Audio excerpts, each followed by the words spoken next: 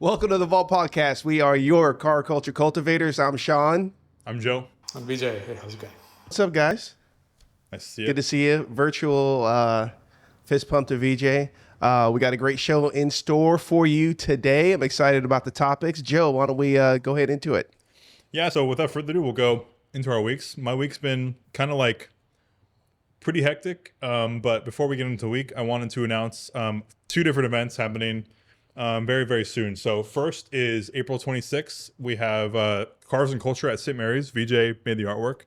You've seen it on the screen here. Sick. Really looking forward to that. It was a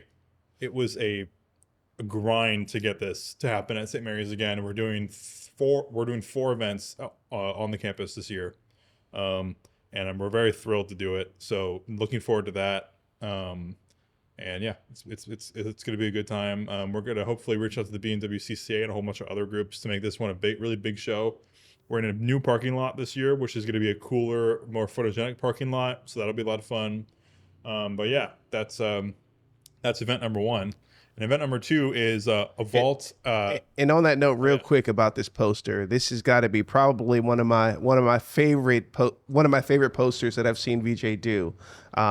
This is awesome. What is your inspiration, VJ, behind the E9? I'm noticing a lot of E9 posters. Yeah, I think Sean let me drive his E9 around a parking lot once, so I've been thinking about it ever since. So I just can't stop drawing that car. This is like the fourth time I've drawn it for a poster, I think. It's such a pleasure to draw that.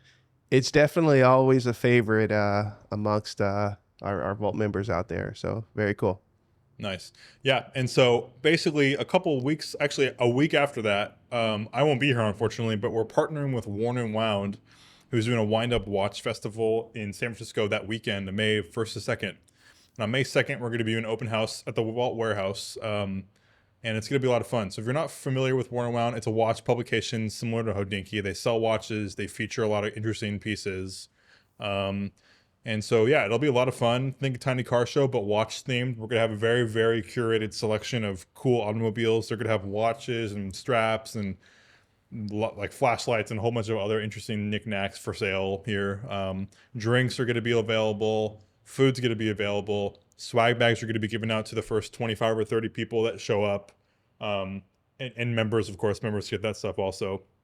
But there's going to be a sign up in the description in a couple days. But yeah, we're posting that in a couple days. You're for the first one to hear it because it posts a day before. So it'll be a lot of fun. Yeah, it should be a good time for those that haven't been, to the Vault Warehouse. It's an awesome. We always throw some awesome events. Great vibe here. We'll have great music, as Joe said, entertainment, drinks. So it should be fun. I'm looking forward to setting it up. It's a huge bummer. I mean, one of my best friends is getting married in her area in Nebraska. It's a bummer that they're getting married, or it's a bummer that you're missing the show. It's great that they're getting married. It's a bummer that I'm going to miss the event because I've been wanting to do a watch themed like art car show for a super long time. So I'm really looking forward to this. I'm looking forward to at least seeing the media. There's going to be a whole media team here. It's going to be a lot of fun. So it's a bummer that I miss it, but at least I'll see it in photos and videos. Yeah, Worn and Wound, their whole media team's going to be here. Yeah, this is going to be great. We're co-branding it with them completely, so it'll be a lot of fun. Well, you'll be here with us in spirit. How's that? Yeah, I'll be here on the phone the whole time. So in case anything happens. So like what I'm going to be doing is the wedding that day is 10 a.m. So I was even thinking like, what if I did this wedding and then just like flew back for the event? But Allie would hate me for that, so I'm not doing that. So I say what about if we live stream it at the same time? We'll put it on Twitch. Yeah, we should live stream. Yeah. So look for the live stream as well. Yeah, I'll be on the phone. So if anyone, anyone needs me, I'll be right here the whole time on my phone. So, yeah, it's literally my Super Bowl. This is a dream to come true. I've been wasting money on Worn and Wound since college. So it's fun to be partnering with them.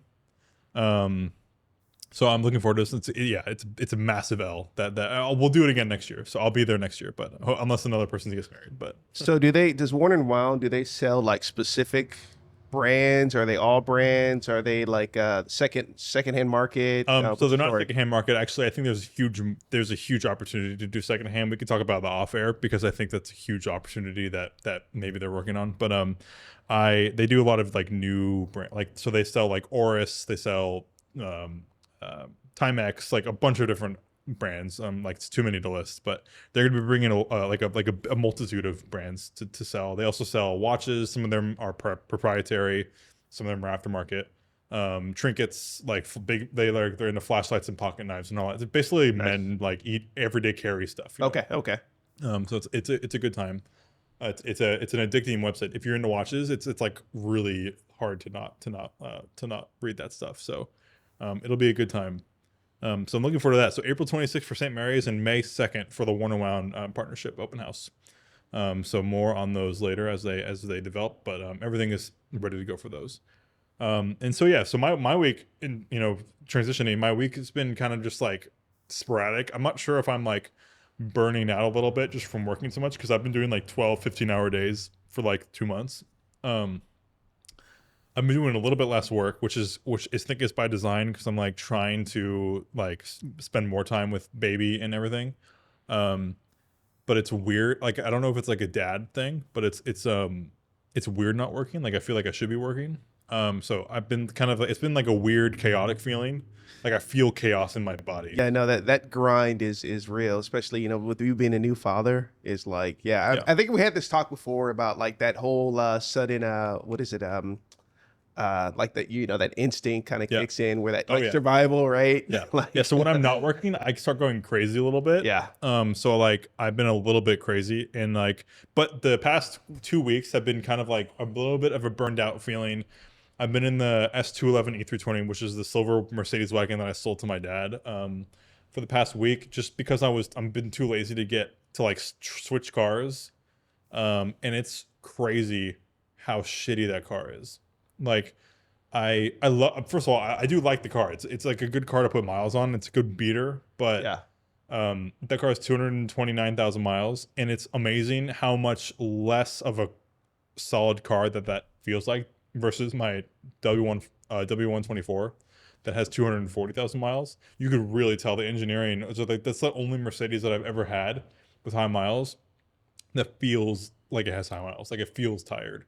I'm not sure if that's the Daimler in it, but like it's just like it feels like it wants to die, which is kind of a bummer. But it is what it is. Such as car life. That's car life, yeah. But yeah, other than that, I've been seeing. We'll talk about this in the marketplace finds, but I've been seeing a lot of interesting information about M5s recently. A lot of pretty high value M5s have crossed auction blocks and marketplaces recently. Yeah. I'm not selling mine, but it makes you wonder, like where those cars are going. So that's kind of fun. But other than that, that's all that's been happening. I literally saw one yesterday and was chasing it down because I thought it was you on San Pablo Avenue. Oh, really? Yeah, No, I haven't driven. I drove that thing actually last week for a couple of days. And yeah, it's just one of those cars that no matter what, every time I drive it, it gives me thumbs up. People come follow me and be like, dude, what is this? This is crazy. So it's a lot of fun. I'm gonna keep it. But yeah, they're starting to appreciate, which is cool. Cool to see. VJ, what do you have going on? Oh, I think I missed a couple of episodes, right? So yeah, it's good to be back, and yeah, some automotive highlights for me in the last couple of weeks. So this past week, I got a chance to go to North Carolina just to drive a Lancia Stratos Recreation, which I could not turn down. So this is like, this was an insane opportunity. So this car, it's designed, engineered, and built from the ground up by a company in the UK called Lister Bell.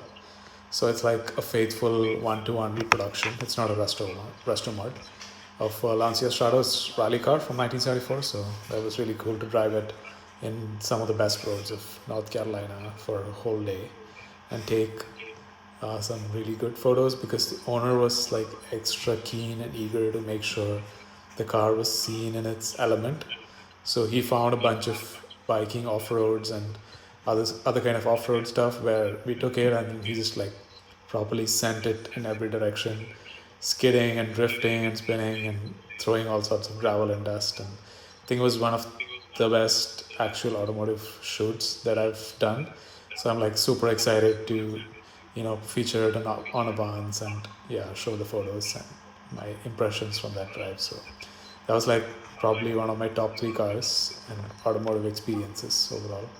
Mainly because like this owner is like unlike so many other people, and he uses the car 100% for its purpose. Like many of them wouldn't let it touch dust, but he used like 17,000 miles of rallying and track days and off-road stuff in this car. 79,000?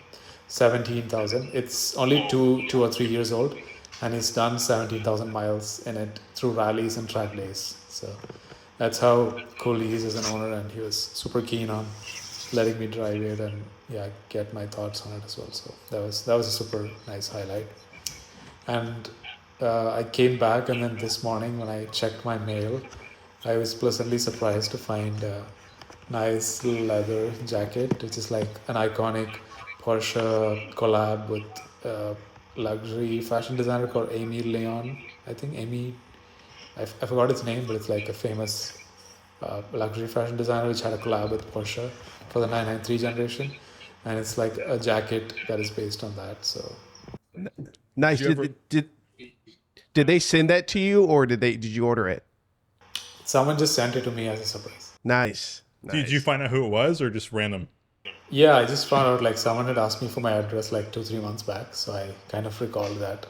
Okay, nice. Well, at least you found out who it was, because I was like, oh, not me. I wish it was me. Yeah, I was like, did someone send it to me by mistake? But then it's like Porsche, and I have a Porsche. Yeah, there's no way that was a mistake. Yeah. Yeah, so I guess I'm going to be that guy who's going to be wearing like the big Perfect. logo jacket, like 100 different Porsche logos on me with the Porsche hat and shoes and watch and everything coming out of the car.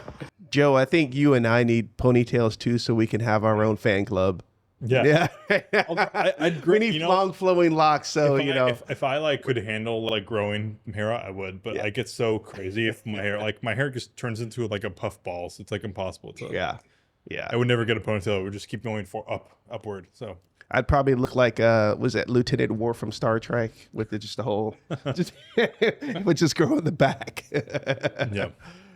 So that was a nice surprise. I guess I have to elevate my style to live up to that jacket, I guess. So yeah, that's fun, and also it's finally driving season here, so the Peugeot is back out as half daily now. So I'm just trying 50-50 between the two cars. So it's nice to have it out and running. So for me, let's see. I've spent my week in a couple repair shops just trying to get stuff together. Starting with the Mini had some issues, which I was thankfully to get them addressed pretty quickly. I actually just ended up flooding that.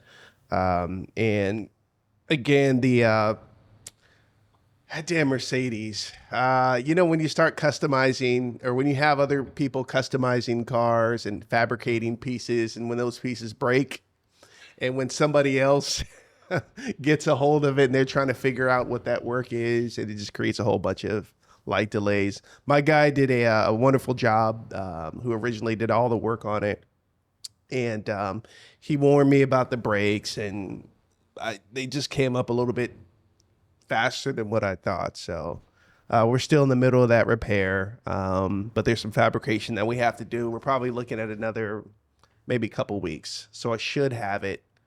They said next week, but we know how mechanics are. We give them 2 weeks. So what? Hopefully we have them. So the brake, the caliper fell off, right? broke. It sheared off. Okay. And basically, they had to fabricate a brand new. A brand new one had to be fabricated. So they just want to make sure that it's reinforced so it doesn't happen again. So we're gonna have to get what do you call it, speed shop or whatever, to go in there and do the things that he needs to do to get it done. So, and I'm just in line for that. So we'll see how it goes. Other than that, man, I'm just waiting. Again, for the enablers, I got the E9 out, and as well as hopefully we'll bring it out to Solano. It is driving season. That's this as weekend, BJ right? said. Yeah. So look forward. I haven't actually driven this car in quite a while, so it's been sitting. You gotta clean it. Get it washed. Yeah. You know what it is I get car moody. I don't know if you got anybody else out there gets like this, but when something is broken, You don't want to touch it. but you don't want to touch anything because you're like, man, I want this one. right? I'm So right there with you. I mean, like just same with my 28. My seats don't adjust right. So yeah, like there are days where I'm just like, fuck this car. yeah, I'm gonna put it away forever. yeah. Actually, that's another update that I wanted to bring up really quick. I finally got someone that said he'd be able to fix my seats, so I'm trading him detailing work, and that'll happen on Saturday. So Yeah. I'm hoping he's like not 100%, but like apparently my dad said he also has like spare motors and shit for the seats. So I'm like, I hope we can get this working because if my seat adjusts, I'm gonna drive that thing everywhere because that's the only reason why I'm not driving this. It's not comfortable because I can't move the seat. Yeah. So yeah. Anyway, sorry to run on. No. So yeah, I mean that's basically my gripe for this this week. Is just getting things to where I want them to be, because that's what kind of drives my car mood, right? It's why I like having like different things, because I don't know, for me, like cars are it's mood too. So you may feel like this day you want to drive this day you want to drive that. Thankfully, we have that luxury to have a couple few cars, but yeah, one of the things that keeps me motivated during the week. Nice. Maybe I'm the only guy, I don't know. Yeah. Yeah. No, I totally get it. It's hard to manage like an entire fleet of cars. So when things are broken, and it's very easy to just like cast them away and just move to the next one. Oh, totally. Yeah, but those are the weeks. Make sure you're liking and subscribing for the YouTube. This will be on YouTube tomorrow, so we love doing this, and yeah, let us know if, how your weeks have been too. All right, so for today's marketplace finds, we got some pretty good ones this week. So without further ado, we'll get straight into them. Once again, if you're not familiar, Vault has this Patreon link down in the description below if you'd like to support us. We do drive sim nights, member nights. We just have one a couple weeks ago. Here we did an F1 viewing. We're going to do one in May, an F1 viewing party in May on I think it's like a Sunday at 1 p.m. I'm not sure which race it is, but we're doing one. Other hangouts, you would get like priority to the watch and warn event that we were going to have. So the Warner One event, you'll be one of the people that get the giveaway swag bags and stuff like that. Obviously, whenever we have a tiny car show, you get automatic VIP and everything. Yeah, and we're growing too. We just gained a couple members last weekend, and the year's looking good for Vault stuff. So we'd love to have you. We also need to figure out Car Week too, by the way. Oh, yeah. Sorry, I don't know why I randomly thought about that, but we need to figure out the Car Week house, which members get access to if they want. You gotta have to pay for a room because it's ridiculously expensive in Monterey. It's but like so stupid expensive. we don't invite randoms. We just invite members. So it'll be a good time. We also are gonna have a party there and stuff like that. So link down in the description below if you'd like to support us. But without further ado, we'll get straight into the member Discord finds. The first one is the K car. It's a 1999 Honda Z. This car is kind of, this thing is messed up. The clear coat's gone, but I love the way these cars look. I don't know why I like them so much, but I love everything about them. I love the steering wheel. Everything. Yeah, you've made this comment before on these. I think we had one of these a few months ago. If I was gonna buy a K car, it'd be this car. It would just be. It's a K car that normal people can fit in. It's just like Spencer's Suzuki, basically the same size. Yeah. Which, by the way, will be on Cars and Bids very soon. Oh, is he putting it on there? He just submitted it today, so that's going. But it'd be sad to see it go. But dude, it's such a good car. Spencer's car. It'll go. I was really trying to figure out a way to convince myself that I needed it because it just looks so fun and it's so cool. But for $6,000, it's a cool car. It's a cool car for $6,000. But it's one of those K car. It's just one of those things with K cars. Like I feel like you probably can speak to this more, and same with VJ. Actually, 66% of the people on this podcast today have K cars. Yeah. But I feel like it's one of those things where like you own it and you think it's great, and then you drive it for like a month and you're like, wow, this thing is actually not the best thing in the world, and I don't want to drive it anymore. Case in point is this car sits. And case in point is the Beat has been sitting for who knows how long at my shop. Yeah. In the corner. Actually, it's so funny to have enthusiast clients come in to pick up their car. Wait, is VJ's Beat still at here? My shop. Oh, I didn't know that. And so I'll have enthusiast clients come into my shop, and they'll be like, "Can I like look around and see the cars?" And I'll like follow them around. They're like, "Oh, this is really cool." And I'm like, "Did you see the car in the corner?" And they're like, "There's a car in the corner." because it's being blocked by Richard's Miata, which is hilarious. And I'm like, yeah, there's a K car. What's a K car? I'm like walking over, I'm like, holy shit, this is the car. I'm like, yeah, and I give them the whole spiel on K cars, and they're like, Yeah. this is so cool. I'm like, yeah, Dude, it is. there's so much mental prep that goes into driving a K car. Not only is the size and the comfort level of it, but it's also knowing that, anything can kill you. Yeah. And so you have to do like some really defensive driving Yeah. because they're so damn small on American roads. But at least your K car can get away from stuff. Yeah, that's very true, but it's a matter of me getting into it and getting out of it. Yeah. Yeah, but K cars are On cool. warm days, it works better. A Honda Z is something that I'd like to experience at some point. So I don't know, maybe one day, not for a long time, or if a car falls in my lap. I love the way those cars are designed. They're just simple and clean Yeah. and nice. But that's the first find. The second find is this W126, but it's a limo. So it's a 1985 Mercedes-Benz 500 SCL limo with this door that's just like miraculously terribly fitted. But I don't know. I just felt like I saw this car. I thought it was crazy that it existed, and so I wanted to shout it out. That is so cool. Does it run? I mean, it's probably just like a V8 from the era, so I'm sure it does run. But yeah, it was parked for an extended amount of time. It needs like a bunch of different things, but it doesn't run. The fuel filter needs to be redone. I mean, it's Gotcha. a whole bunch of different things, but I'd love to buy this car. Dude, I would love that. Would be the ultimate car week car. It would. Yeah. At the roof. Oh, look at the roof. Oh no, it's Holy over. shit. No BJ, way. do you see the? What was that, BJ? Yeah, Yeah. that's what we're looking at right now. Okay, so this car's garbage. So, and you know what's funny? There's another 126 limo right here in the corner. So we're moving on. This car is not worth $6,000. It's worth $300. So yeah, that's a terrible. It's a terrible. That's a find. terrible look. Terrible find. Which is kind of fun.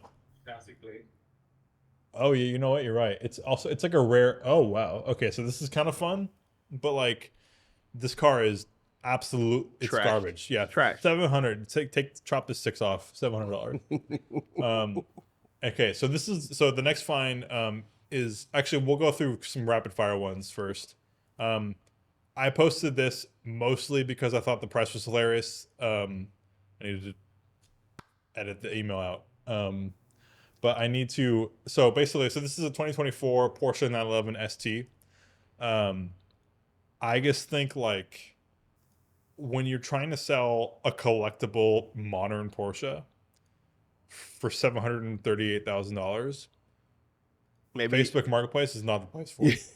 that part. This is And Fjord Blue. yeah, and maybe you get some professional look at photography this. going on. Look at that. The interior shot is just sun blasted. It's in a rare F Fjord blue. I think that's what they say. F Fjord green. Yeah.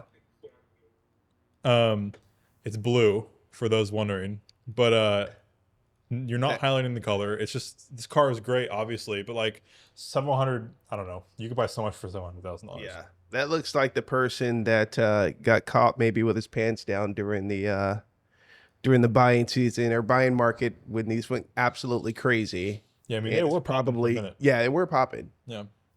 But is judging by the rush to just get it out there, they're like, please sell it. Yeah, 738 is crazy though. 738 is crazy. Who cares if it's PTS? That's dumb. Yeah, and it's honestly it's a shitty color to PTS. It is shitty I'm color. just saying. Yeah, I mean, if you're gonna go PTS, you don't do like the color that looks pretty standard. No, Not not on a Porsche. 911, yeah. Yeah. But yeah, there's that one. The next find is this E28. So the reason why I brought it up is E28 M5s these days have been like kind of fetching really high prices. This one is a Euro spec car, and I'm not saying that like my car is worth anywhere near this number, but recently on Haggerty Marketplace, one sold for $198,000. That was just like a base standard US spec car with like 19,000 miles on it. It was sold for how much? 198,000. Jeez. This one sold for 126. What is it? Is it the color on this one or? I think this one just looks really good. Yeah. I don't know why this one has. 77,000 miles, so it's not necessarily low. It's low, but it's not super low.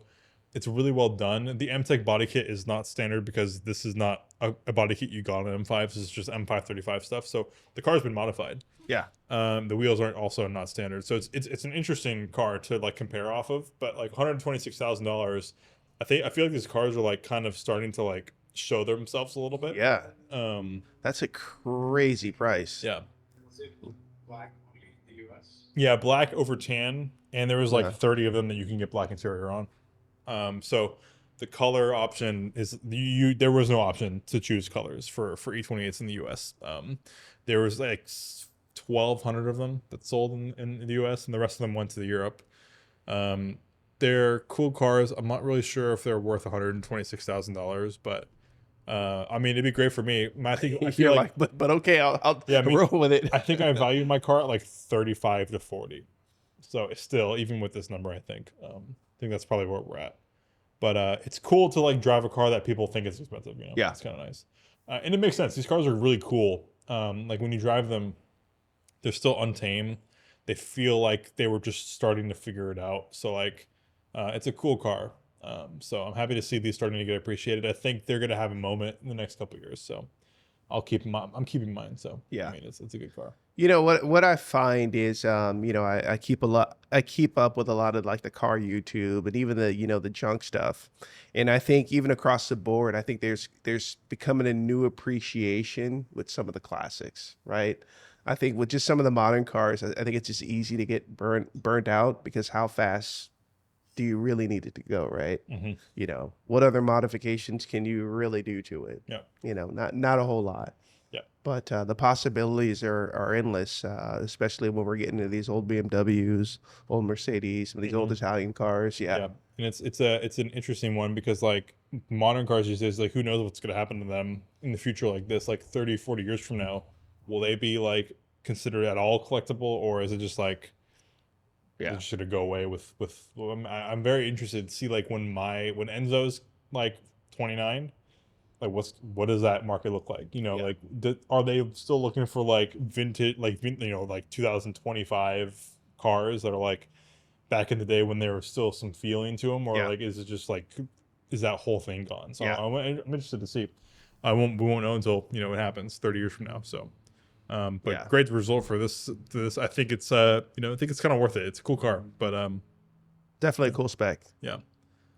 So up next is another limo. This one is just great. $88,000 is a lot of money, but a 1965 Imperial Barrios limousine, Barrios limousine. I don't know why my algorithm is full of limousines today, but this thing looks classy. Better than hearses. Yeah. I love how classy this thing is. Like, just imagine like just rolling around in this car and just being like the king of the world. Yeah. This one is cool. That's like a John F. Kennedy spec. Exactly. Yeah. You'll get killed in this one. The government will kill you in this one.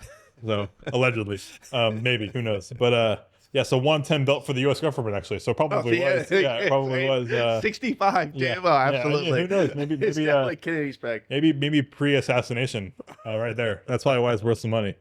But yeah, it's a cool car. I think it's cool. I'd like to experience these old like non-sporty American sedans are interesting things. I wouldn't ever own one, but I'd like to drive one. Yeah. Yeah, and they're giving me comparisons for like Bear Jackson results, which is just whatever. I think they would be so cool to own if you have the space for it. Yeah. And then just to take it out like with friends. Yeah. We're close to wine country, so to go up at Napa for a weekend in an old limo. Yeah. This is another Right? That'd be so fun. it's another like car week killer. Like Totally. you brought this limo to car week and everyone would turn their head. Yeah. Especially if it's 65, like, get someone dressing up like JFK in the back. Perfect. Yeah. Yeah. Jeez. Yeah. Cool. So the last find, I felt like this was just interesting. I wanted to shout it out because this is a 1975 Delta IR-F4 Formula racing car. So this is an F4 racing car from the 70s. And current high bid is $4,000. Who knows what this reserve is, but I just think it's so cool that you could buy a vintage, like period racing car for like a relatively low price. Yeah. This is F4, so I'm sure the engine is probably it's probably like what 100 horsepower or something. Cosworth tuned 1 liter 4 cylinder, so it's a naturally aspirated 4 cylinder engine. I bet there's like 100 horsepower going on in this thing. And it's probably so awesome to drive. Yeah. And they're cheap. This is a great. It's SCC. It has the SCCA logbook ready to go, so it's fully restored. Yeah. Cool car. At $4,000, it may be worth like just driving it on the street until it gets towed Yeah, and take it. you might as well. Right. Just go for it. Just go all out.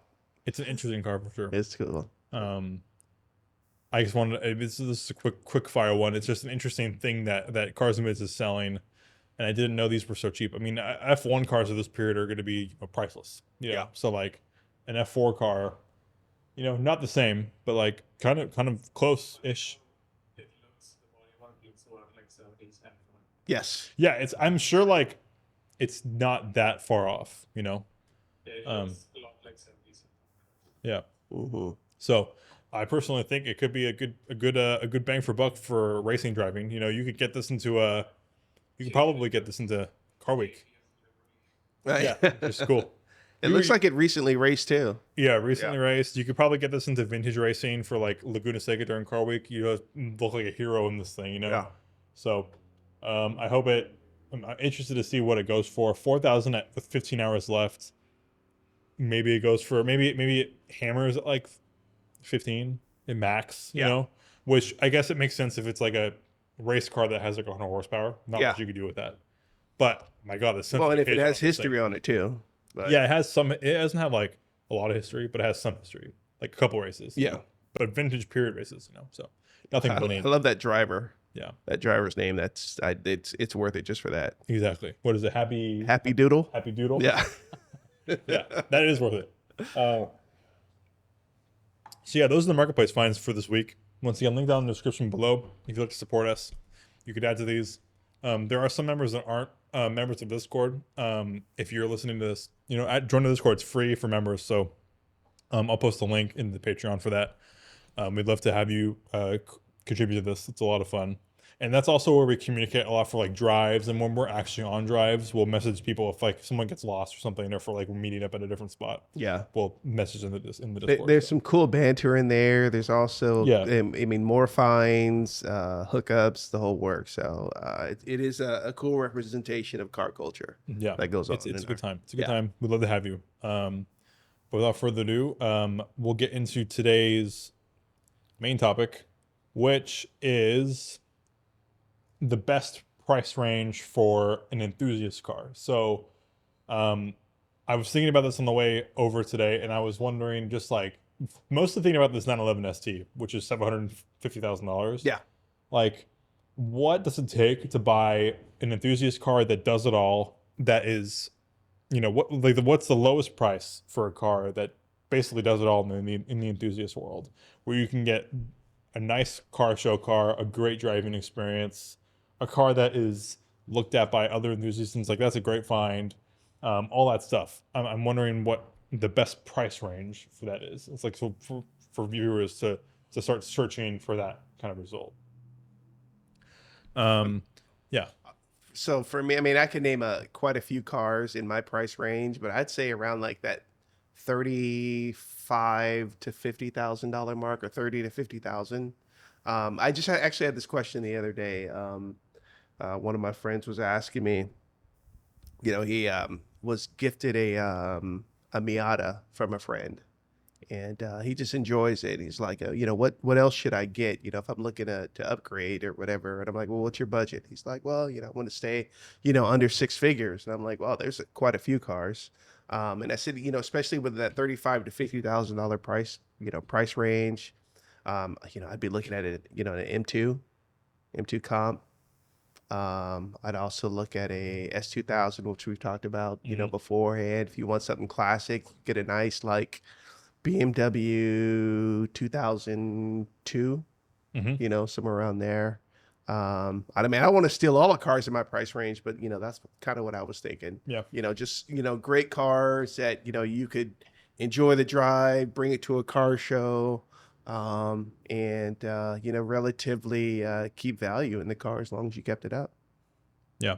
M2 Comp is a great choice because you're getting like 85% of the M2 CS, right? Hmm. And with like a 35, $40,000 price tag, which is great. Yeah, It's a I great mean, you bargain. could still, I mean, you could tune it to the performance of a CS Yeah, and for sure. still have some money in your pocket. Yeah, definitely. BJ, what do you think?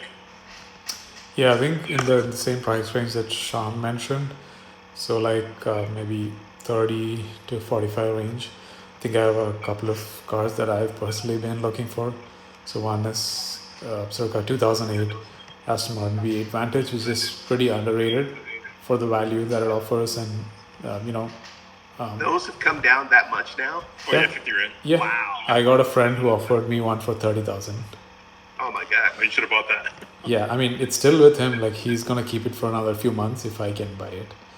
And this car's gone everywhere. It's done Tail of the Dragon road trips. We've driven it like on days long road trips, and he has owned it for like 5+ years with solid reliability. So like people think when they look at Aston Martin, oh, it's going to be so expensive, unreliable, but it's kind of unknown how well that car is to own. So I think it's like a hidden gem that people are overlooking, and it's like it looks like $1 million also.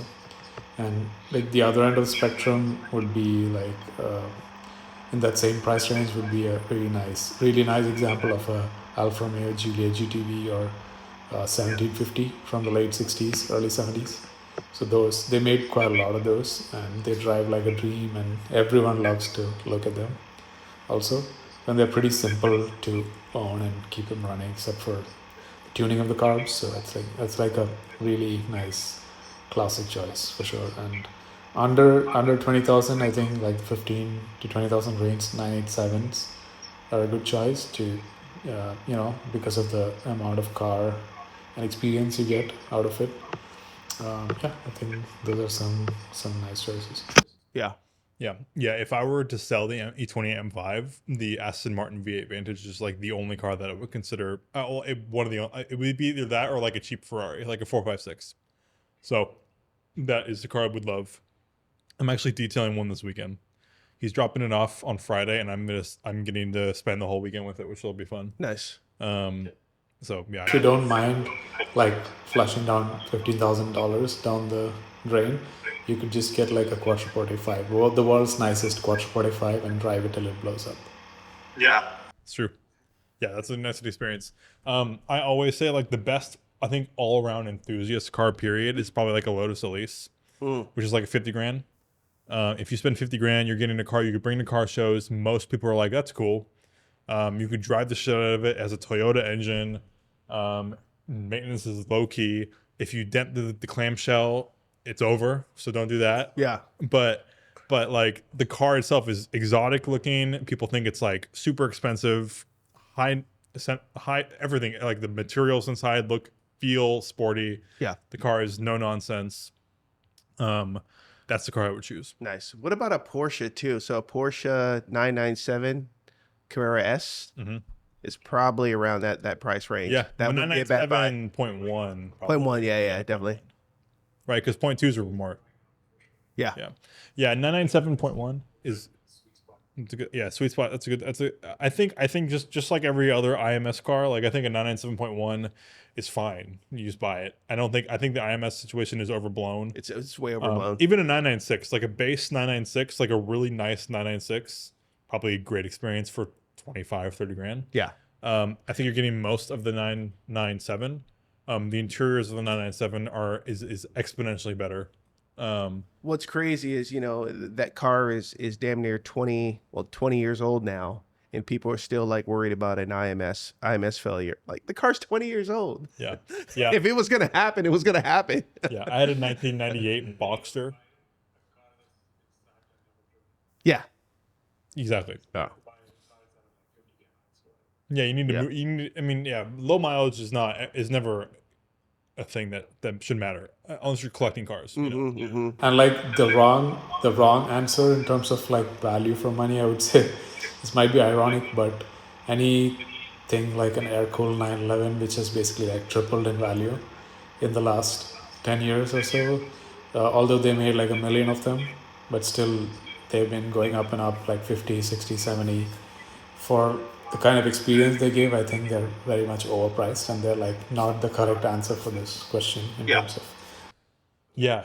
Yeah, I never actually driven any air-cooled 911 in anger. I've driven I drove yours from Golden Gate Fields to the warehouse once. Yeah. I floored it once. Yeah, but even that I drove and I let the turbo spool up and I didn't drive it fast, so I don't really understand it. But I do kind of think that most air-cooled cars don't really make that much sense versus the value. I think they're all I think a base 964 I think should be $50,000 period. And Totally. at that point, that makes sense. But Yeah. when they're 80, 90, $100,000, I'm like, what do we like? You can go buy a cool Ferrari for that and have a way better specification, probably a much more exotic driving experience. Might not be as fast or as good at driving, but I don't Yeah, why. even as a 964 turbo owner, I would tell you that it's probably like my least favorite car to drive. It totally looks apart, but as far as just the overall driving experience of it, it's okay. It's all right. Forgive me, but that's just how I feel about it. Yeah. Yeah. So it definitely has some flaws in the overall in the overall feel of it. So I like to drive one for real Yeah. because I can't understand because people love it. Yeah. Right? I can't understand it. I really can't. So one of my friends asked me because also had a 964 and he came to the point where he was like a turbo and he's like, should I sell my 964 turbo for a 997 GT3 RS? And I'm like, that's not even a question. It's just by far it's a better car. You know what I mean? So yeah. But it's also one of those things though too where I'll never sell it because I can't afford to replace it, right? Yeah. I would never spend that much money on like an You should sell it and buy like 3 G80 M5 M3s. B58. Do you have a B58, Sean? Yet? No? You don't have a B. Yeah, they're apparently amazing. Yeah. I never owned or driven any. Well, I've driven a few B58s, but non M's fancy, just like X5 rental cars with B58s. But apparently they're fantastic. Yeah. So. Yeah, Sean doesn't have a B58, but he's still grateful. Yeah. Cool. So comment down below what your ideal price range is for enthusiast cars. Without further ado, we'll get into the scenario of this week, which is if you could take any car and build it with any budget using only OEM parts, what car would you choose and what would you be building? So I'm going to start to get a framework going. Oh, easy. NC Miata with the RX-8 drivetrain, the rotary. I think that would be a fantastic car. It has to be its own OEM parts. So it has to be like Mazda for Mazda. Okay. Yeah. But if it's like Toyota, I think you could probably make a statement where it could be Lexus stuff. I think it's fair. Or like if it's BMW, you could do like Rolls Royce stuff. I think that's probably, or Mini stuff, which would be crazy, but you could do that if you wanted. So yeah, NC Miata with an RX-8 drivetrain, I think would be unbelievably fun. It would break it after 50,000 miles, but it would still be an unbelievable experience while it was happening.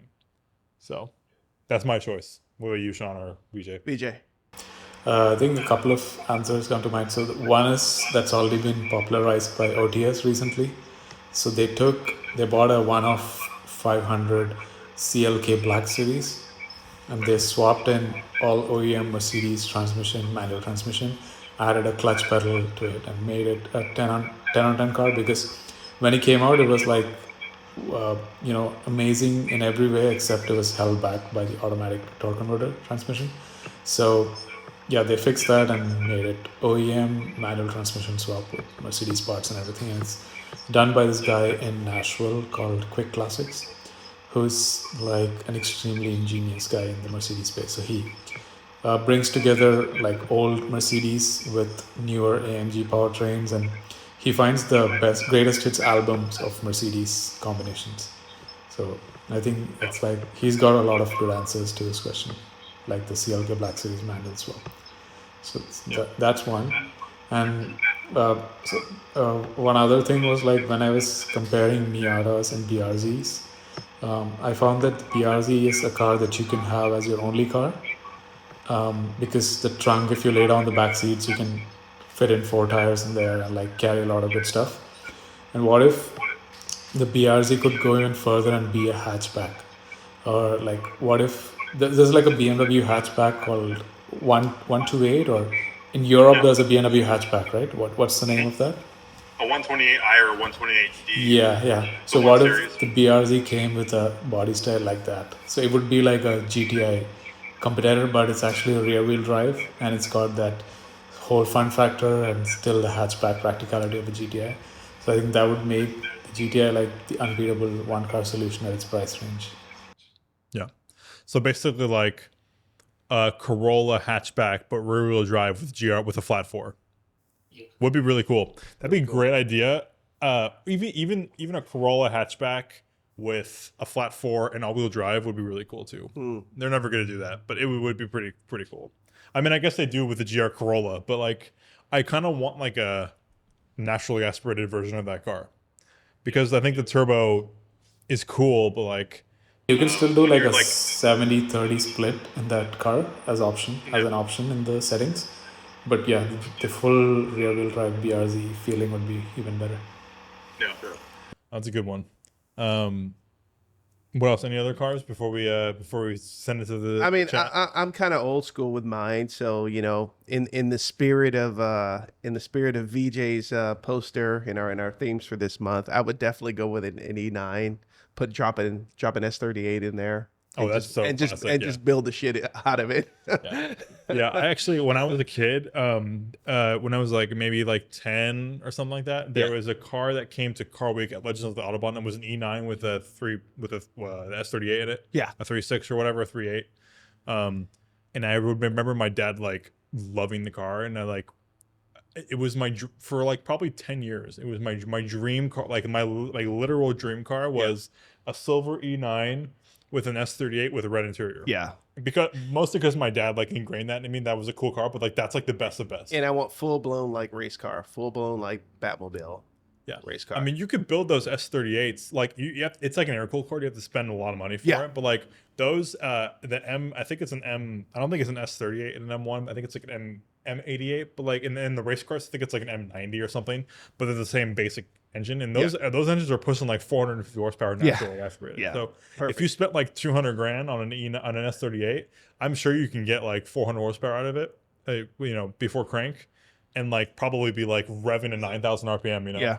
There's a guy in Sacramento who got Morris to twin turbocharge his E9, so it makes like 400 or 500 horsepower. That's too much. That's too much. That's too crazy. Yeah, That's I think a crazy. turbocharged E9 is a terrible idea. Yeah. I think like a high revving naturally aspirated like S38 is like Yeah. perfect. Yeah. Yeah. I Um, mean, yeah, if 300, 350 would be good. Yeah, I mean, for 400 would be like a base yeah. a base 36 is 315, and if you go to the Euro 38, it's 340. It's Yeah. perfect. It's perfect. That'd be perfect. Has Yeah. that mean idle no matter what. Yeah. Even on stock exhaust, just sounds like a race car. That's a good one. I'd love to, if I had an unlimited budget, I would buy a Euro E34 M5 and buy an E9 shell. I probably completely customize the interior like you Totally. did, and just make that thing like a perfect Yeah. car for I me. do the same thing with like an M1 shell. Yeah. Yeah. Well, M1 has the E20 M5 engine, so it's pretty much the same thing. The A20 M5 is also an S38. It's just a 3.5 instead of a 3.6, 3.8. That's another thing. If I had an unlimited budget, I would take the engine out of my M5, which is the S38 B35, Yes. and I'd replace it with an S38 B36, because those 3.6 US spec engines, in my opinion, no one agrees with me on this, but like those engines are so much more insane, in my opinion, than the E20 engine or the Euro E34 engine. It's way more high strung, way more peaky, so you have to really rev it out to get to the power. Like the idle's insane. Like it's just Okay. like it barely idles because of how like notchy it is. Those cars are crazy. The US spec cars are like insane. It was like a very clear like we don't really know if this will will work here kind of a thing. And it, like you can tell, like they're pretty rare now. Yeah. A US spec car, honestly, that engine is awesome. And I know like my dad has 2 Euro spec ones, and those engines are clearly better. But I love the 3.6 for some reason, so I would swap the 3.6 into my E20 all day. Nice. And get the same experience. I get about 80 more horsepower or something like that. It's like a huge difference. But yeah, comment down below what your build would be. Yeah, it's a fun one. There's a lot of choices you could do. But so many. Yeah. Anything else before we close the episode out? Hey, did you hear the Camaro's coming back? Camaro's coming back? Yeah. What do you mean? 4-door. The Camaro 4-door? A freaking 4-door Camaro. That about killed my car week. I hate to end it on a downer, but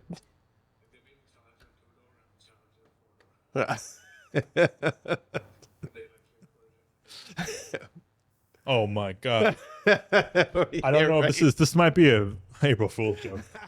VJ, you don't I thought the same thing, but today's the 8th. So this is what is this like a shooting brake, or is this like a CUV? No, that's look at a big sedan. This is which I thought were dying, but apparently they're coming back. This is just a weird angle of it. Look at this. For the viewers at home, this is it. This is the end of the Camaro. It. Now all Camaros before this, even the ugly ones, will be worth more money because this exists. This is basically just a lowered Lamborghini Urus. It kind of does. Yeah. Like that rear line does. Yeah. So for this angle. Except now it looks different. Yeah. Now I don't know what the hell that is. Yeah. No thanks. Look at that. Look at that one. Yeah. I mean, they're doing the same thing that the Mach-E did. So yeah. I get it. I get that it's sold for Ford, so it'll probably sell for Chevy. But because there's a lot of idiots in the world, and they'll be like, Camaro. I've always wanted a Camaro. I've always wanted. Yeah. And now it's practical. A 4-door. I mean, it did have range. 2 extra seats in the back. I mean, why not? I could use a Tesla charger. Yeah. Yeah, that's stupid shit. But yeah, so on that, unfortunately, anything else before we close? We need something positive. Same areas on 426. It's gonna be a lot of fun. I'm trying to get the Camaro out of our minds. On May 2nd, there'll be no EV Camaros on 426's event. Thank the Lord. There'll also be no EV Camaros at the May 2nd Warner Wound event also. So we'd love to have you guys there. This episode's coming out literally the day after we record it, so it'll be fresh, and we're looking forward to seeing you all next week. Without further ado, we'll see you next week. Take care. See you later.